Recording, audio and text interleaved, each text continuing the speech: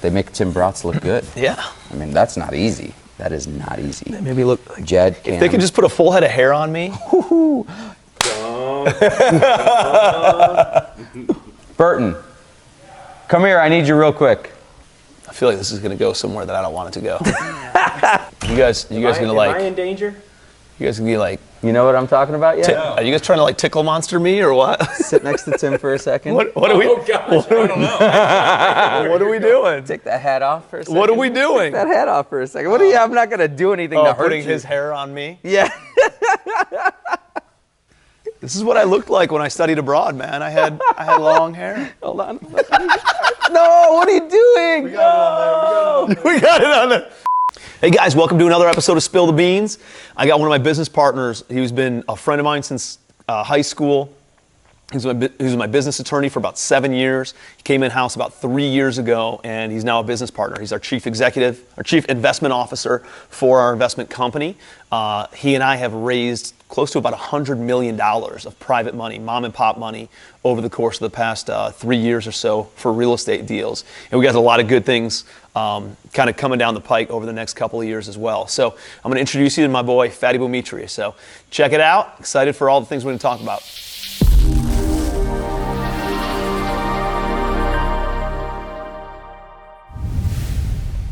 What's up, guys? Welcome to Spill the Beans. I got my boy, Fadi Boumitri here. Fadi. Good morning. How you doing, buddy? Welcome. And so we just wrapped up an awesome event at the Legacy Lodge. We're here in Franklin, North Carolina.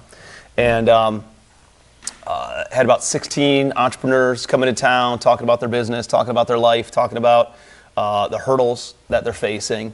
And some big breakthroughs, right? Everybody was like, oh my gosh, this is unbelievable. And, obviously, we're doing a lot of formal meetings and stuff too, but a lot of it is like where the breakthroughs happen is when you're in the pool, going on a hike, having beers, like downstairs, playing ping pong and all the fun stuff, all the social activities. That's like when the kind of like, it's not forced, right? Like the natural conversations occur is when the big breakthroughs happen. So over the past 2 days, man, we had a lot of really, really good people here. What was one of your biggest takeaways? Boy, I'll tell you what. So we had kind of a wide range of, from real estate and a wide range of real estate, and then people outside of real estate. And I think, something that I've always known and that just gets reiterated every time you meet somebody outside of real estate is that the principles are true, whether it's a real estate business or outside of real estate. And more importantly, the struggles are the same. Every one of us as human beings, I don't know what it is, but we all go through the same struggles. Real estate, non-real estate, it doesn't matter. And what are some of those struggles? You're talking about like the finance, the accounting, the things that transcend industry? People, processes. HR always. Yep. Yeah, people, processes are always the two biggest things. Obviously, making sure that you surround yourself with the right people is one of the most important things you can do in any business, whether it's a 2-3 person show or a 200-300 person show. Who you have running that show and who you have, and I don't mean at the top running the show, I mean the everyday, the culture that you built in every single person in that organization matters. Yeah. You ever seen The Prophet with Marcus Lemonis? I've seen a couple episodes, yeah. He's Lebanese. He is Lebanese, that's why I've seen a couple episodes. Actually, one of the episodes that I saw many years ago was kind of funny. It reminded me that this is exactly what I want to be doing, getting into businesses and showing them what they're doing wrong and helping them to get better. Yeah, it's like one of the themes that he's always talking about whenever he goes in are the 3 Ps. It's people, processes, and product.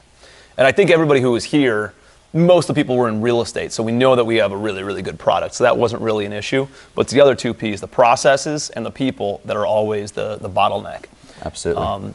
And by the way, people includes the people at the top, yourself, right? As the business owner, some of the times, a lot of the times, it's you yourself, and it's really good when you're able to take a look at yourself and realize that you are the bottleneck or you are the choking point or whatever it is.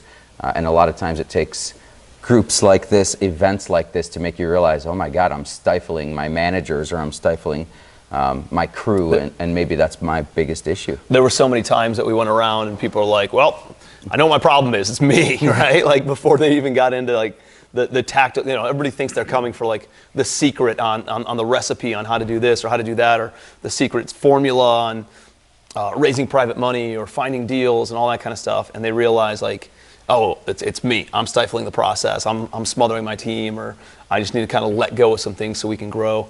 And we're able to work through that. Yeah. I mean, for me, the biggest takeaway, dude, is always like just surrounding yourself with A players, in all aspects. If you want to increase your health, make sure you're hanging out with A players in the personal health and physical aspects of your life. Same thing with relationships. Make sure you're getting around A players who are doing things in a progressive manner for their relationships and their parenthood and their being a better spouse, and then obviously financially and all other pillars of life, right? And just being around those A players is so powerful, dude. You have conversations that you can't have with, buddies, family, like people who aren't in the weeds like a lot of entrepreneurs are.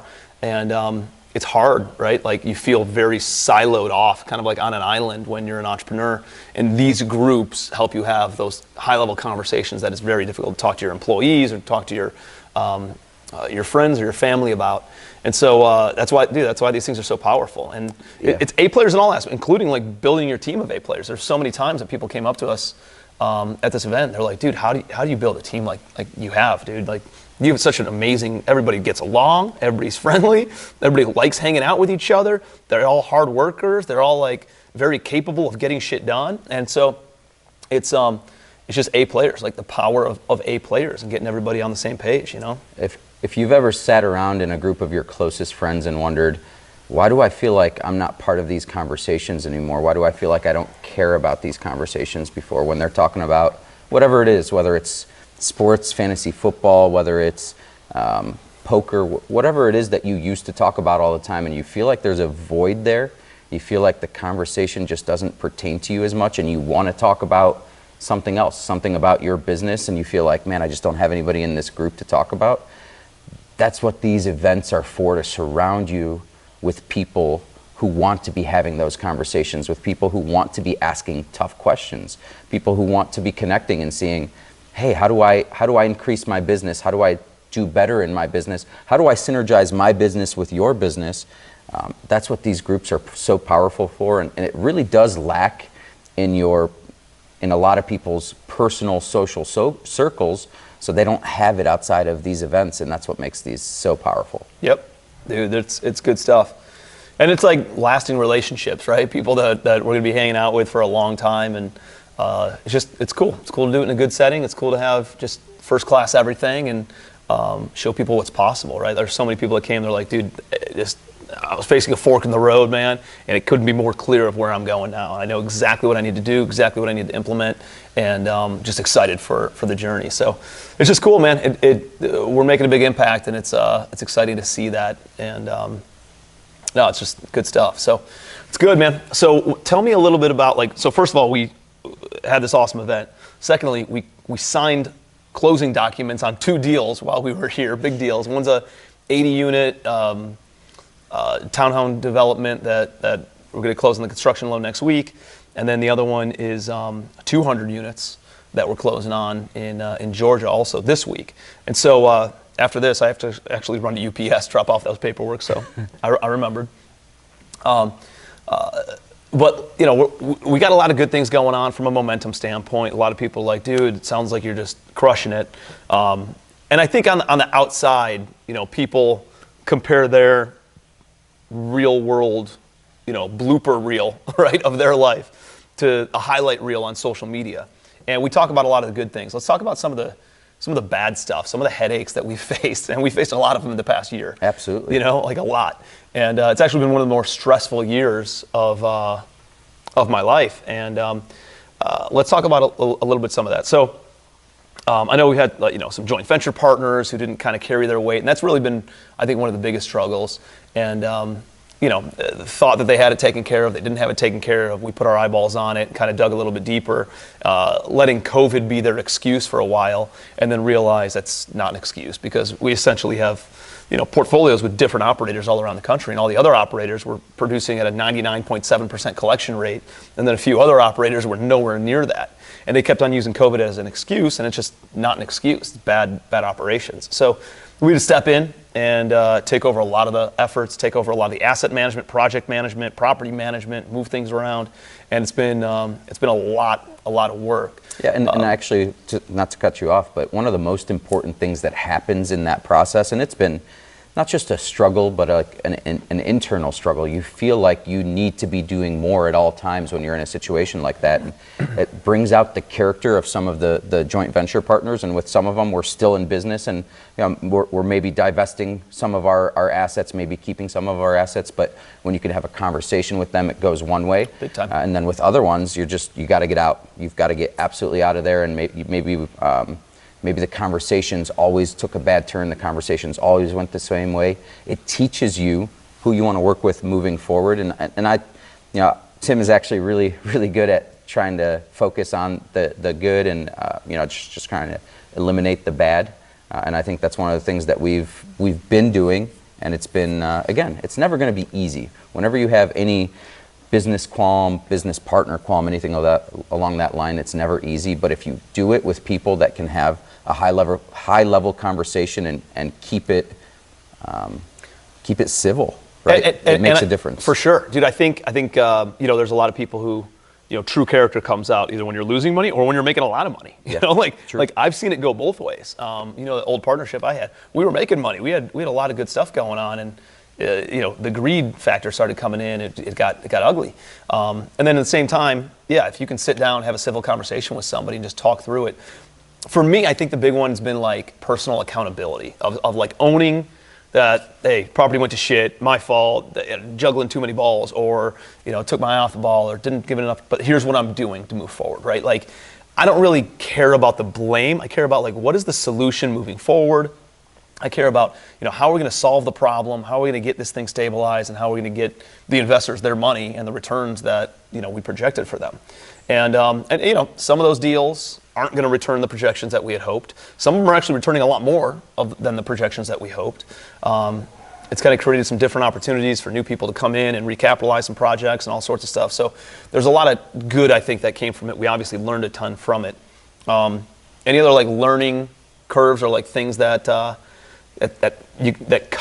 stand out over what we've been through for the past like 9 months or so? Yeah, so I think one of the big ones for me is consistency. No matter who it is that you're partnering with, no matter how good you think they are, everything that you think you should do for somebody that you've never met before and you don't know if they're good is what you should do for somebody that you do know. Because at some point in their life, they're going to go through something personal. They're going to go through a divorce. They're going to go through a business breakup of their own. They're going to go through a hardship, a death in the family, something along those lines that's going to take the focus off this business. And some of them will be able to pivot right back in and get things back in line pretty quickly, and others won't. So it doesn't matter how close even if they're your own family members, if you don't have the right paperwork in place and the right expectations set from the beginning, you're setting yourself up for failure at some point, because no matter who you are, we're all human, right? So what would you suggest? Like, how do you underwrite that?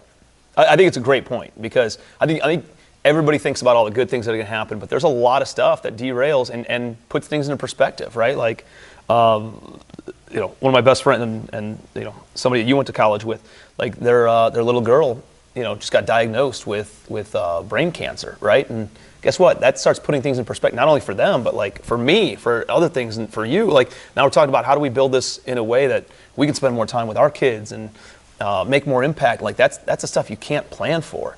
And I think you bring up a good point. There's going to be deaths. There's going to be divorce. There's going to be disease that occurs. There's going to be disasters that occur. There's going to be things that happen in life. Life is going to happen to people.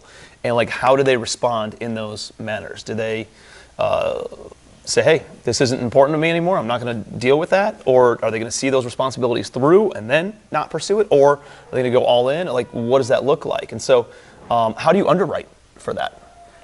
It's impossible to underwrite for everything. That's not the point. As an attorney, I used to sit down with my clients. They would come in and say, hey, I'm starting a new business and I want to put together an operating agreement.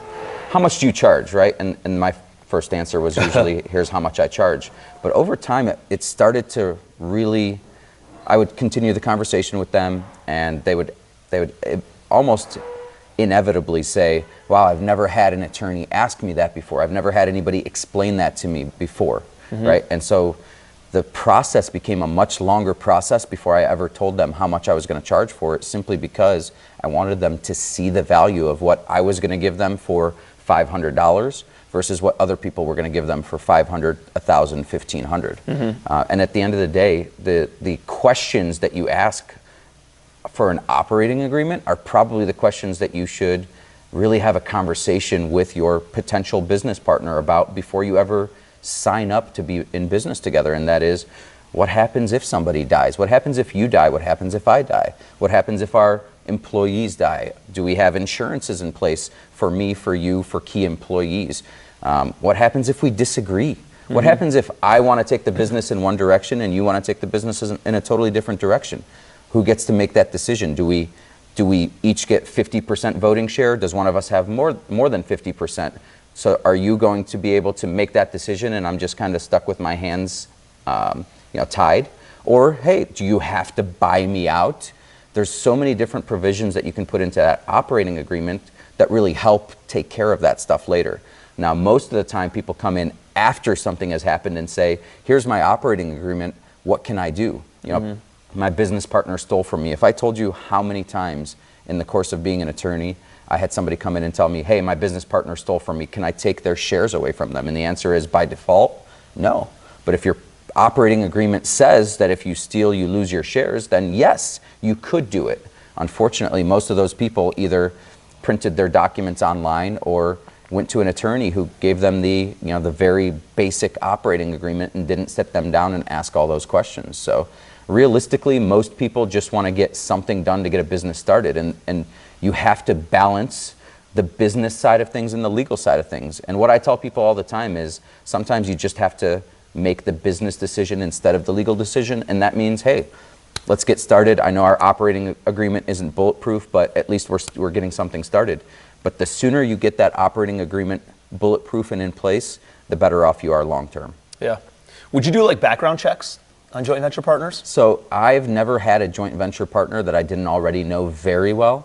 So for me, I haven't really had to. But recently, with some of the businesses that we've been looking at and things along those lines, and some joint venture partners that we've been looking at, the answer is yes. I think we need to. You absolutely have to. We really haven't done it, I don't think, other than they've been through, Commercial Empire. They joined one of our masterminds. Like we've spent some time with them and seen how, and asked around with other people that have done business, but we haven't really done background checks. Over the last few months, we've done a couple on people that we were going to joint venture with, but you're absolutely right. Early on, no. I mean, it was very much do we get along? Do we have similar philosophies? Then, hey, let's get some business done together. But I think I think you definitely need to dig deeper than that. And I think we had this mastermind, and you know what always happens at our masterminds? Somebody quits their job or somebody breaks up a business partnership, right? I think it happened in both. I think both of those happened this week, and it's fascinating. I think everybody gets into business partnerships because it's scary to go alone, right? It's scary to jump into a new endeavor and launch a new business, and you want somebody to link arms with and celebrate with and commiserate with on the wins and the losses. And I think where they mess up is like they get committed across everything. Like that happened with an early business partnership of mine where I was married across I couldn't do any other deals unless I was with this business partner. And when things did go separate ways, it didn't work out. What I love about real estate is like when we partner with somebody, or even when you and I partner, we partner on a deal-by-deal basis, right? So we're together because we like working together, not because we have to work together. And we see the long-term vision, and we see the value of working together, not because we're contractually obligated across all deals to work together, but we keep on doing deals after deal after deal after deal. And I think that's like an important thing to make sure people understand whenever they're getting into a business partnership is it doesn't have to be married. Like go and do one deal together. If that deal goes well, go do another deal. That way, if the business falls apart or that partnership falls apart, you don't have to liquidate all your assets and press the reset button and start over again, like I had to do that. So I think it's really important to understand that that's a possibility in the real estate world. And that's really easy in the real estate world, especially the multifamily world, because for every building you buy, you need a new operating agreement anyway. So why would you create a company where you and I own something where we have to split it up later when each individual deal we can decide, hey, are we working on this thing together? And I think it's been since the time that you and I decided we were going to become business partners, I haven't done a single real estate deal outside of you, and I don't know. I've never done one outside of you, other than primary residence and stuff. Sure. Yeah, I guess that's true too. But yeah, I mean, it's very important to kind of think through some of the legal side of things. It's also even more important to think through the partnership side of things. Is this somebody, first and foremost, that I feel like has the same values that I do? And by the way, this is the same exact principle when building a business and hiring people is, do we share common values, right? Do we have a common vision? And then one of the most important ones that people really forget is, when we're splitting up this equity, do we feel like, hey, in a year from now, you're going to feel unhappy because you're not getting enough, or I'm going to feel unhappy because I'm not getting enough? And it's a recurring conversation with people where, hey, you may think initially, I'm worth 100% and you're worth nothing, or I'm worth 99 and you're worth 1. But in a year, that might feel totally different to the person who came in thinking, I'm getting 1% and that's great. Well, it's hard to carve up equity, dude. It's hard to figure out what is the value worth, right? I mean, one of the things that we're talking about right now is what happens if we bring on this asset manager and we carve up equity on their side? Where does that come from? And as we continue to grow and expand our executive team, how does that all get carved up? It's hard to do that, Yeah. What do most businesses do? They carve out, I don't know, 50% for the team, and that just keeps on getting diluted as more people are most businesses it can be done anyway. Most businesses don't give any equity at all. Yeah, that's a good point. Right. The majority of businesses don't give equity at all. We are pretty generous. Yeah. From there, the ones that want to do something along those lines will either do a profit sharing plan of some sort, an organized plan that's basically put together by a third party administrator, and you dictate on the front end how you want it to look, but then they dictate everything from there and they keep up with it for you.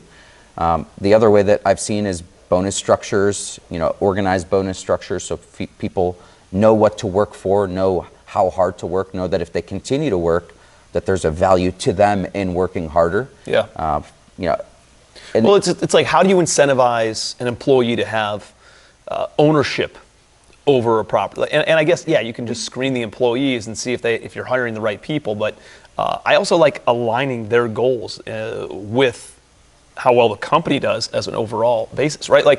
We're talking to somebody on the acquisition side. He's like, dude, what should I pay my acquisitions guy?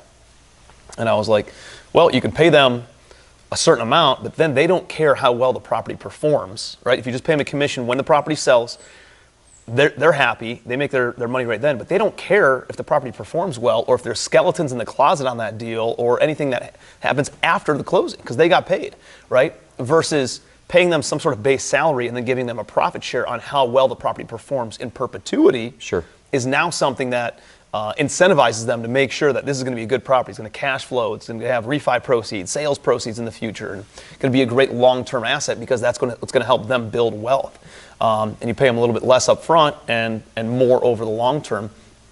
And it's not easy. It's not easy to try to carve that up and understand what is it worth for somebody finding the deal that might spend 60 days on finding the deal, but then somebody else is in charge of operations for the next 20 years of ownership, And how do you carve that up? So it's not, I think it's done on a deal by deal basis. I think.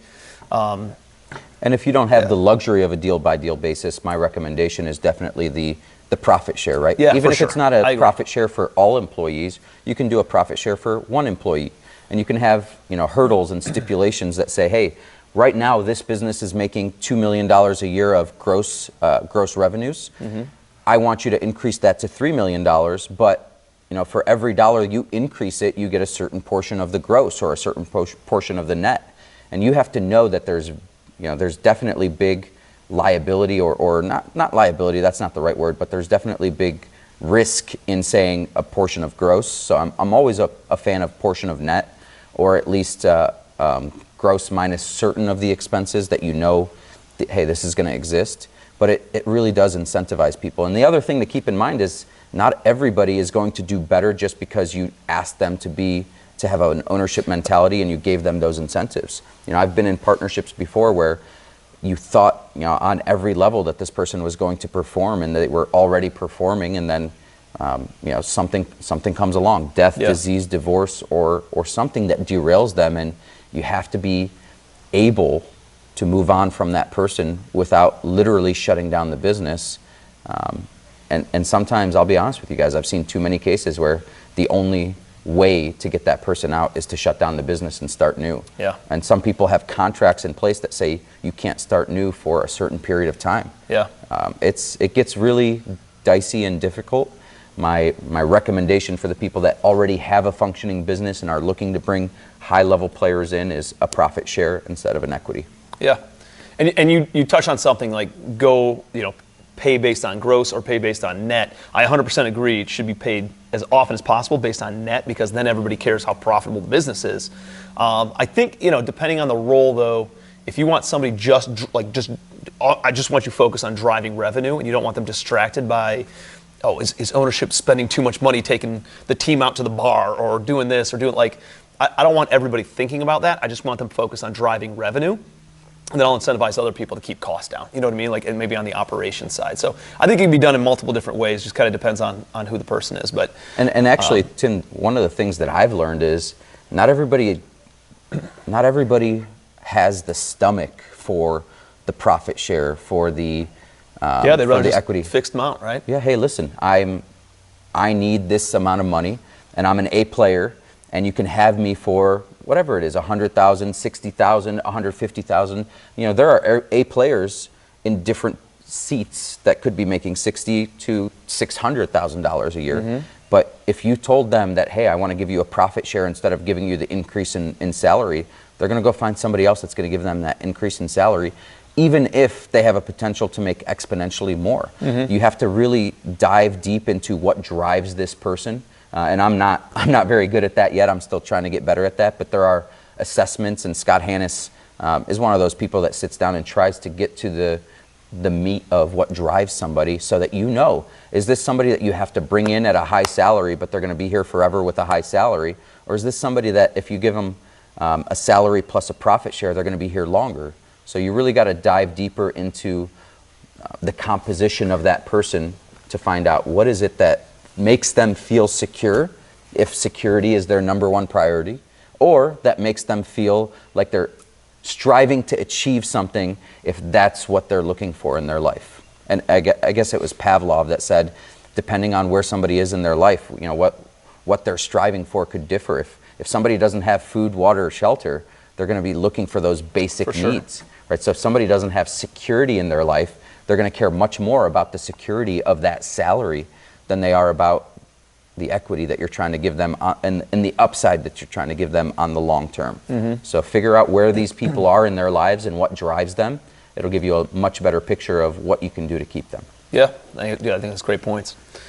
Let's shift gears a little bit. Let's talk about, all right, we talked about what we've done over the past year. This year's been a lot of refinement, right? We got up to about 4,800 doors. We sold about 1,000 of them, I want to say. So I think we're hovering right around 4,000 doors, and but we're buying out partners, we're refinancing a lot of stuff, and kind of trimming the fat on the C-class properties, the small properties, and really just holding on to the nicer properties that are over 100 doors or more. Kind of taking a step back in order to take many leaps forward in the business. So I know that we're going to go on a tear next year of new acquisitions, hopefully bigger properties, 250, 300 units on average, and then mostly A and B class areas, and probably a pretty good sampling of both stabilized deals, value add deals, and then some new construction type stuff too. That kind of gives us a good diversification over the portfolio. What are some of your goals and ambitions, I guess, for the next 24 to 36 months on the investment side? To be honest with you, there's been some personal stuff over the last few months that really have me focused in a totally different direction than I've been focused in 3 to 5 years minimum. Mm-hmm. And so my goals for 2021 most of them revolved around working a little bit less, and I've hit none of them. So without it's been cleanup mode for sure, man. Yeah. A lot of these deals. So. Yeah, and listen, I'm very much a big picture person, and I see that, and I'm very much willing to take it to the edge, or I should say to the end and get there. But at the same time, I really do need to dial back. And I think I know you and I have had this conversation, and I told somebody over this weekend, I actually went back and did an assessment of my time for the last year and a half.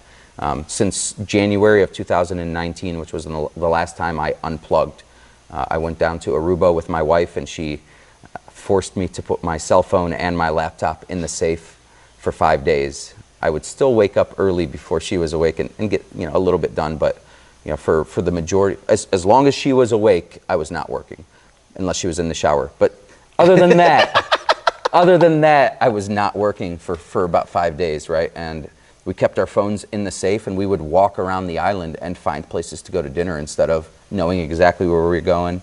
No Google Maps and all that stuff. It was fantastic, right? Yeah, it's cool. I did an assessment going back to that time, and I figured out that every vacation I had been on had a minimum of 40 hours of work per week average, right? And most of them were over 60 while on vacation. A couple of them were really bad, and that skewed things, but it made me realize that you brought me in as your A player. Well, now I need to be smart enough to go get A players that help me take some of that stuff off my plate. And you and I have already talked about it, decided who we're bringing in, how we're doing that. We've got Scott looking for people right now. Looking for an attorney.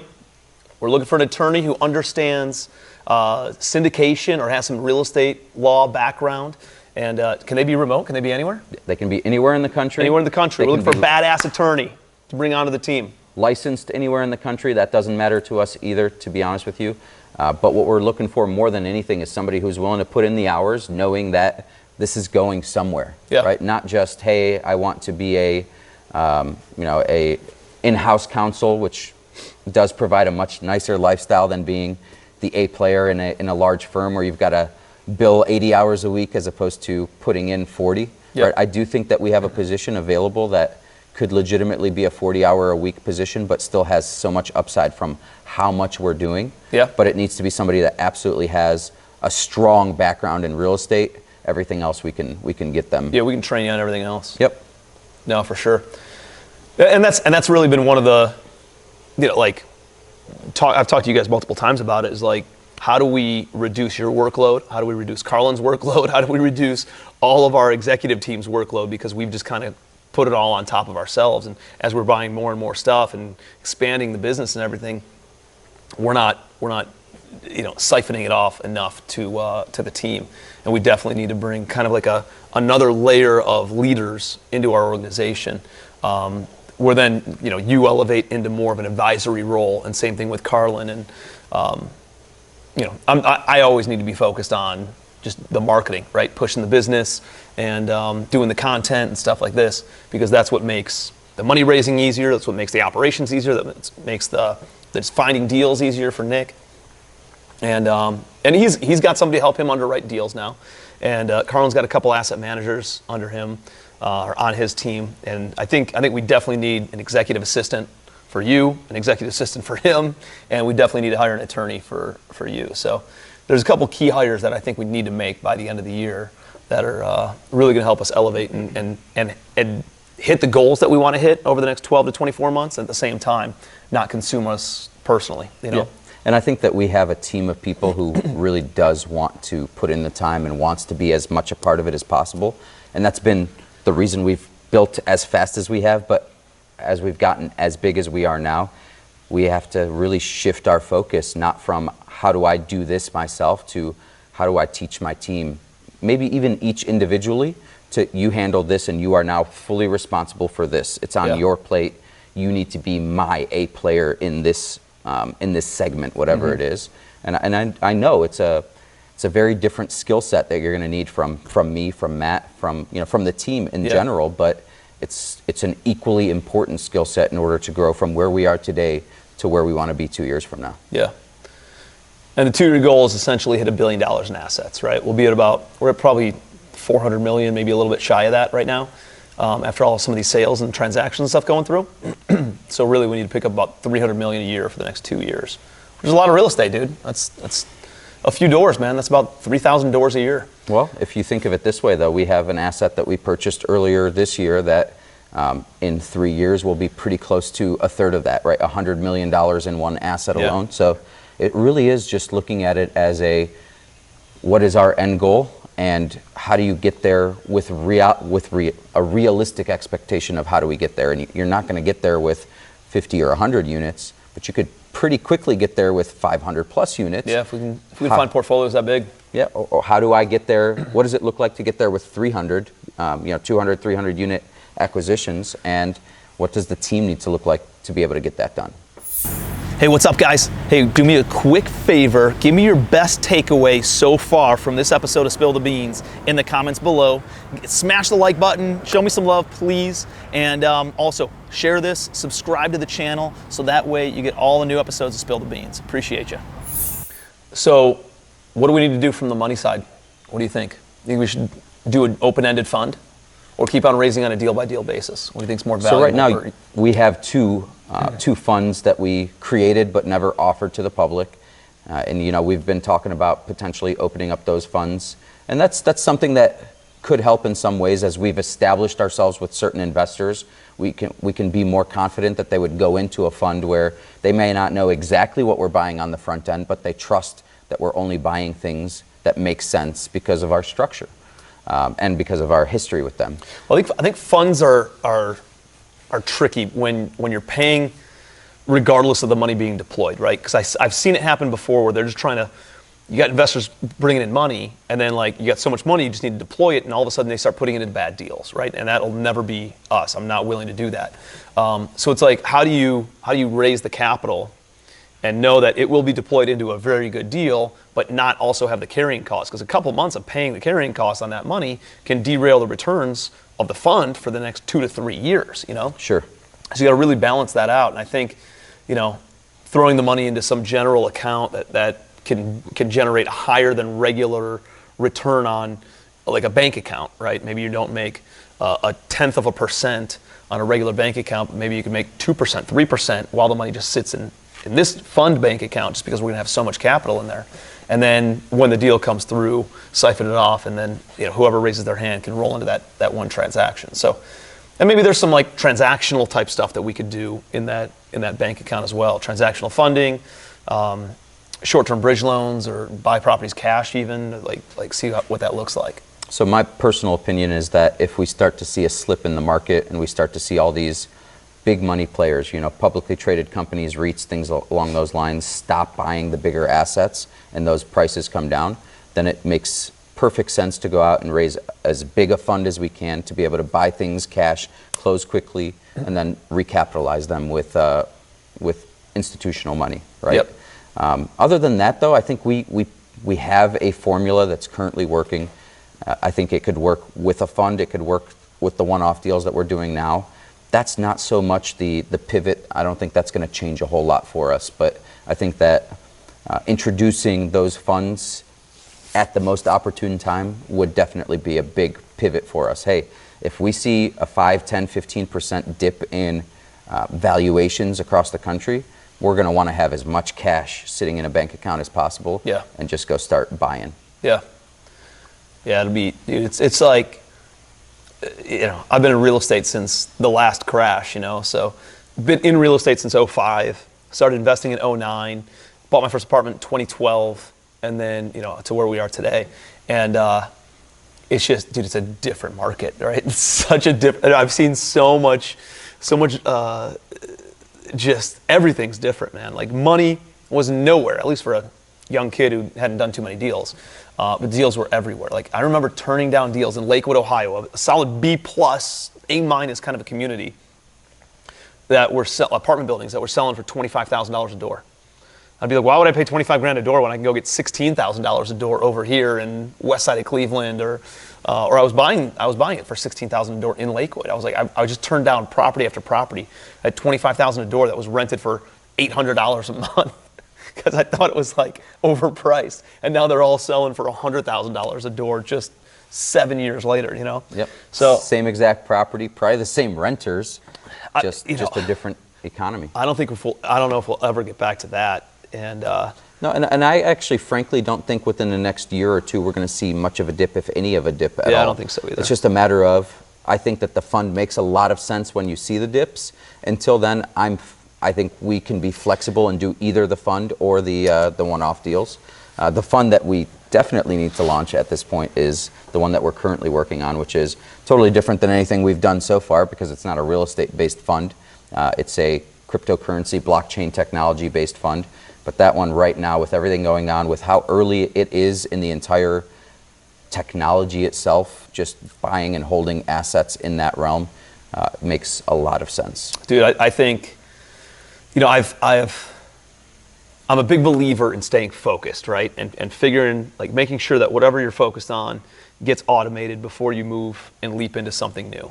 And I've paid attention to crypto. I had money in it in 2016, 2017, but it was distraction, right? Because I'd keep on looking at it, and I didn't have like FU kind of money that I could just not worry about back then. And so I was always looking at my phone. It was just a distraction from real estate. So I sold it and then focused on real estate, which I'm not upset about. Like, I made a lot of good decisions in real estate because I was focused then.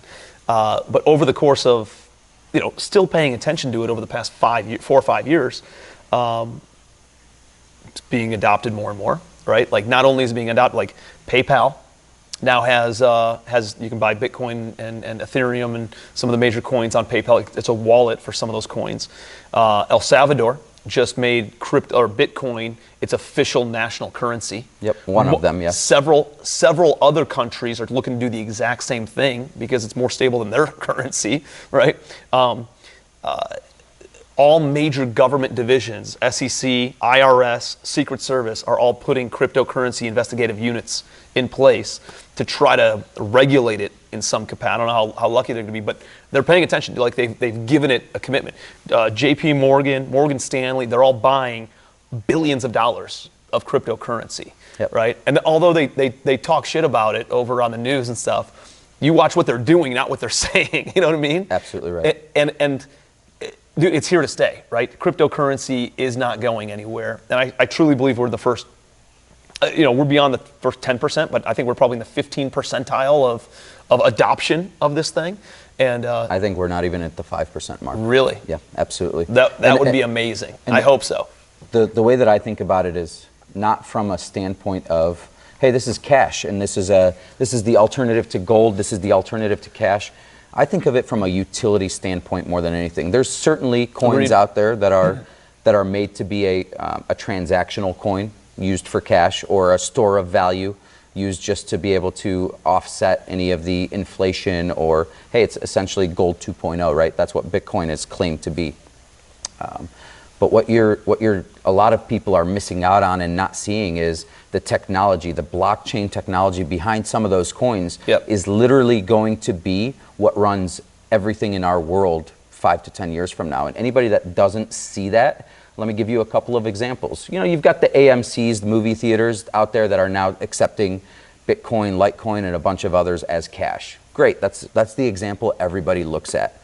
What about the Cardanos of the world that just partnered with Boost Mobile and Dish Network to create an identity where instead of having all of your information stored by Norton Antivirus, where it could be hacked in one location, stored by Target because of your Target credit card, all stored in one location, hacked in one location.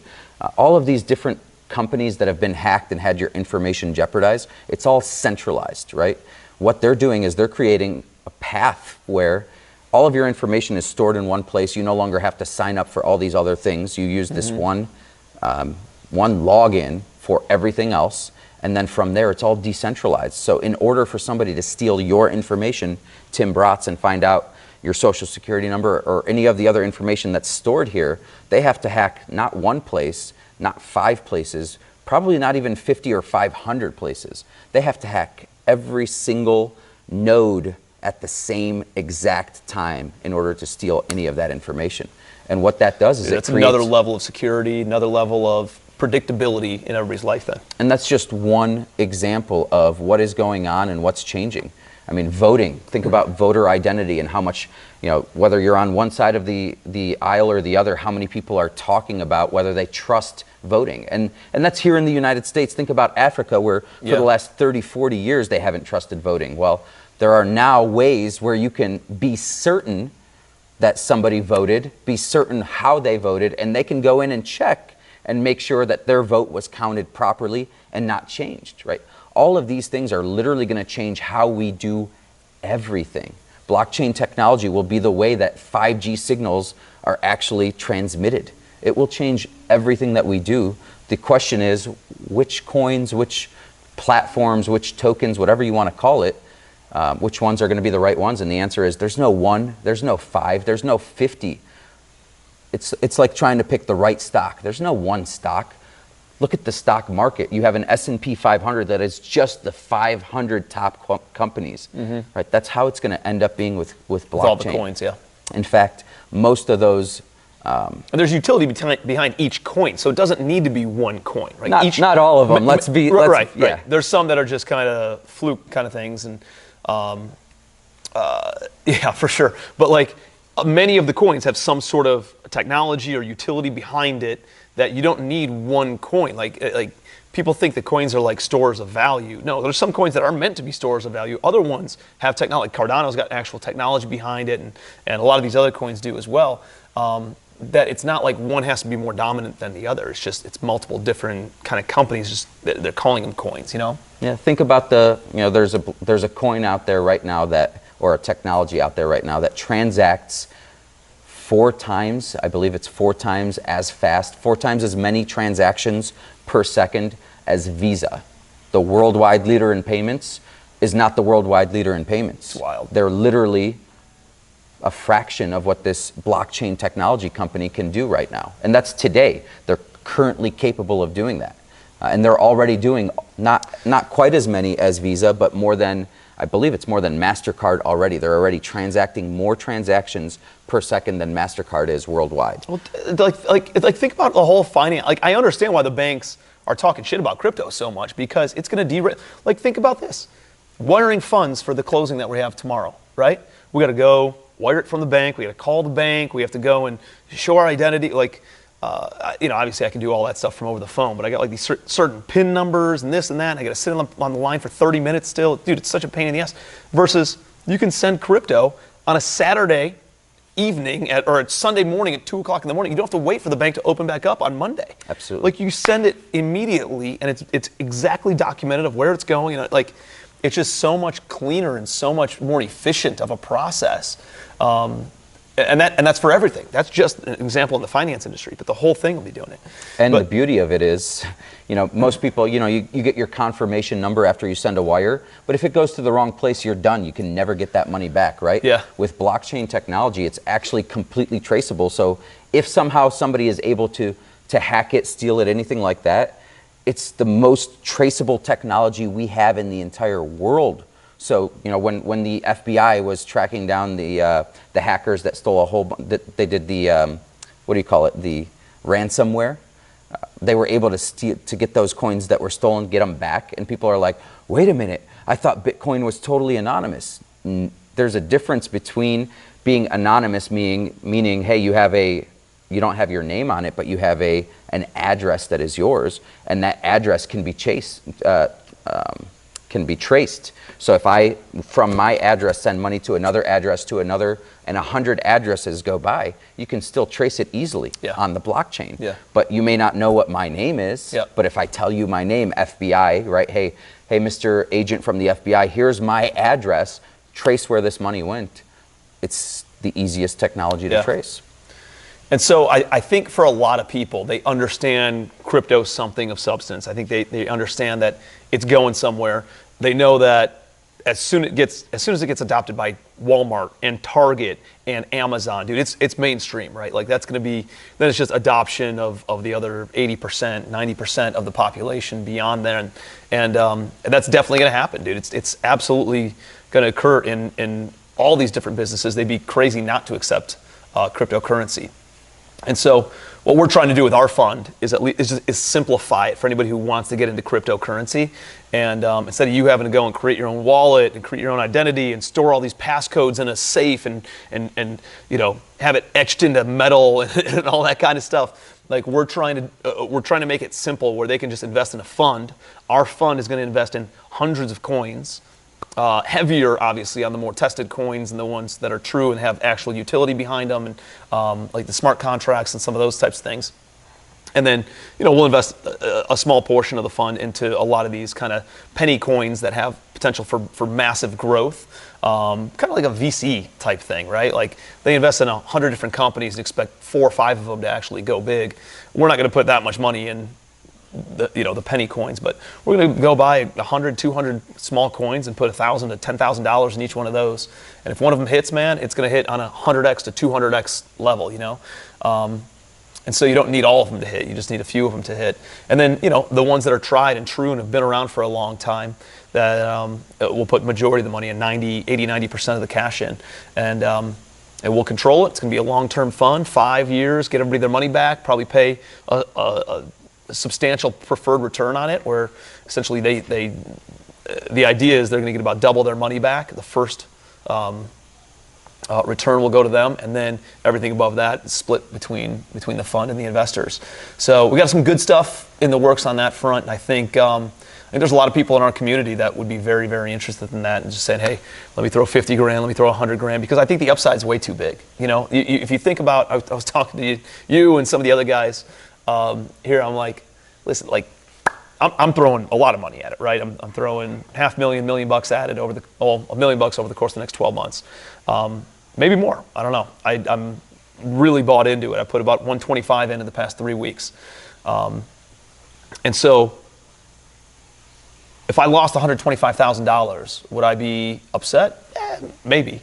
But if I lost the opportunity to take $125,000 and turn it into $25 million, just because I got in at the right time, I invested in some different coins, I diversified across all these different things, I'd be much more upset about losing the opportunity to make $20 million versus losing $125,000. You know what I mean? Sure. So I think there's a lot of people who are in that same mindset, that same philosophy. They're like, let me throw 50 grand at it, let me throw 100 grand at it, realizing that it's still very volatile of an industry. It's still going up and down, and but it's becoming more and more adopted as we're working through all this stuff. And the highs are getting higher, and the lows are actually higher, right? So it's not falling as hard as it was before. So it's still going up and down, but it's staying, consistently growing over time. And I think it's going to just take off, man. I think we are, like you said, in the first 5-10%, man. I think there's some big things that are going to come out of this over the next few years. And yeah, obviously. I think us being in finance, man, we're on the forefront of it. And so we're paying attention to it. And I think we can do some really, really good stuff with it. Obviously, as Tim said, this is not for somebody who's looking to put their entire retirement into it. No, this is for somebody who's saying, hey, I've got everything that I need, and this is something that I want to take a high risk with. This is without a doubt a high risk. Obviously, even if we diversify, there's a good chance that, hey, maybe there's an entirely new technology that comes out and blows us out of the water. But right now, from what I'm seeing, me personally, I want a good amount of money in this. Yep. You obviously feel the same way. You've made it public as far as tracking what you're doing and how you're going to do that. And the people that have reached out to us and said, hey guys, I don't have the time to figure out which coins I want to invest in. Yep. I don't have the time to track this stuff. I trust you guys. Just tell me where to put my money. It's really for those people that have enough money that I liken it to going to the casino. I do think that with the utility, it's a little bit different than that, but right. I liken it to going to the casino, which means when I go to the casino and I take $500, $1,000, whatever it is, I go expecting that that's what I paid for the show, right? Yep. It's almost this like is my entertainment for the evening. Instead of going to a show on the strip, instead go to the casino and going, here's what I'm investing in a night's entertainment. Exactly. And if it makes a ton of money, great. It's not going to change my life. And if it goes to zero, great. It's not going to change my life either. I'm looking for people who are of the same mindset, right? Hey, I'm putting in $50,000, and if I lost every dollar of it, it wouldn't change anything. This is the highest risk thing we've ever done. It is not the same as real estate, which I consider to be significantly more stable, significantly more of a solid predictable. investment. I mean, it's been around, right, for 4,000 years. You know, and it will be for another 4,000 It's very years. predictable. People will always need a place to live. But this is But you can't take a piece of property, dude, and you can't, like, you can make 6, 12, 15% returns annually. You can't make a 200% return. You can't make a 6,000% return, which is being made in cryptocurrency by getting in on the front end of this stuff, you know?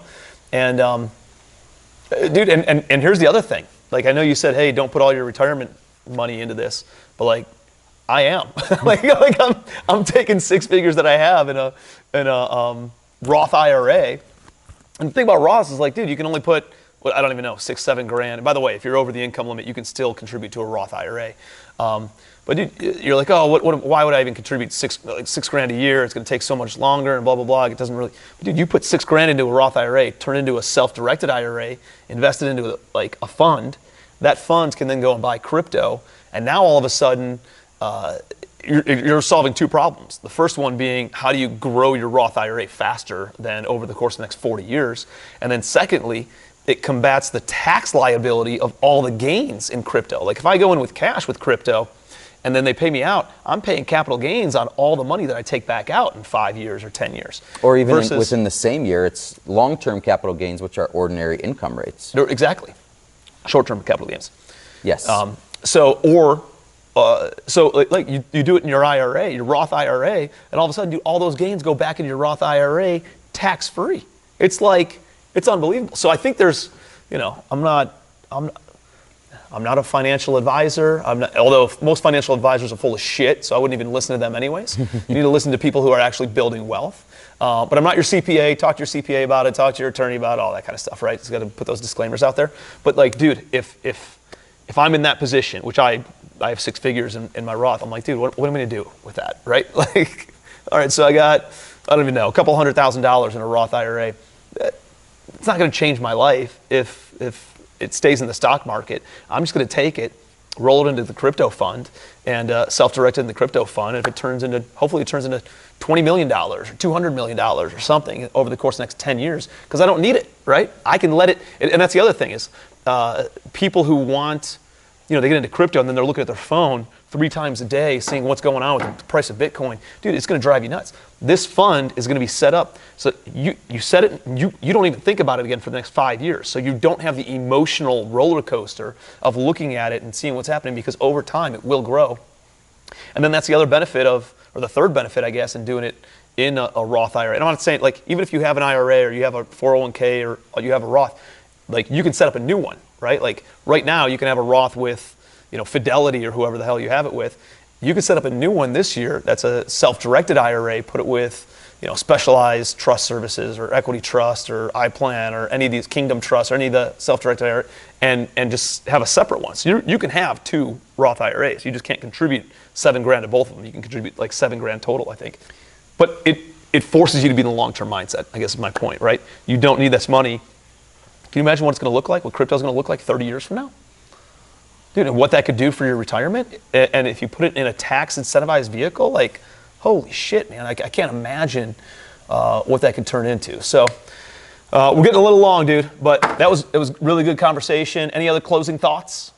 No, just make sure that you're out there taking chances like this, but keeping them in the box that they belong in, which is, hey, I have a 5% high risk box and I have a much larger box for the stabilized stuff. Agreed. So, I'm not putting, I'm putting a small portion of my net worth into this, but I think it can become something absolutely considerable, you know?